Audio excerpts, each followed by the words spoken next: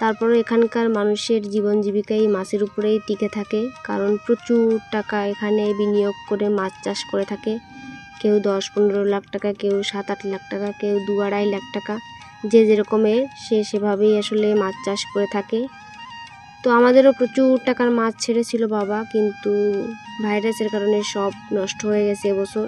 প্রচুর টাকা লোন, তারপরেও আসলে চলতে হবে, এটাই জীবন। হাতে জ্বালা পোড়া করছিল, তার জন্য মাকে বললাম তুমি একটু বাড়ি দিয়ে ঘুরে আসো, তাহলে আমি এই মাছগুলোকে বেছে ফেলি। এদিকে ওট্টেশোনা যা তা শুরু করেছিল একটা শোল মাছ নিয়ে।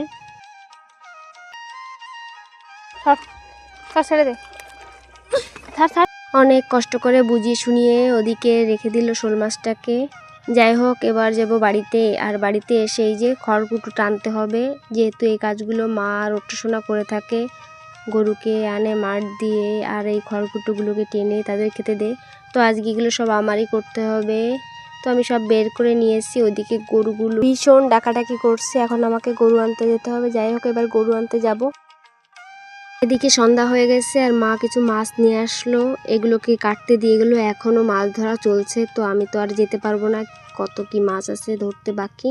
তো এগুলো মা দিয়ে গেল আর বলল যদি পারিস তাহলে কাট, আর না হলে আমি এসে কাটবো। এদিকে এই যে গলদা চিংড়ি মরে গেছে, সেগুলো দিয়ে গেল। যাই হোক, এই সব মাছ এখন কাটতে বসবো। দিয়ে গেছে 2টা মৃগেল কাপ আর কিছু পার্শে মাছ, চিংড়ি মাছ, বেলে মাছ।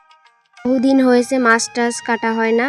তো যেহেতু মায়ের আজকে হাতে ব্যথা, তো এত এত মাছ নিয়ে এসছে, তাই ভাবলাম আর বসে থেকে কি করব। রাত তো বেড়েই চলেছে, কখন আসবে মা আর কখন মাছগুলো কাটবে কে জানে।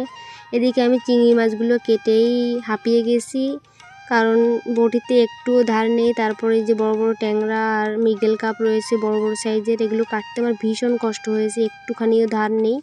তারপরে সব মাছ কেটে নিয়েছি। মাছগুলো কাটতে বেশ সময় লেগে গেছে আমার। এর ভিতরে একবার এসছিল মা, এসে আরও কিছু বেলে মাছ দিয়ে গেল, সেগুলোও কেটে নিলাম। যাই হোক, সব মাছ কেটে এই যে ধুয়ে পরিষ্কার করে নিয়ে এলাম।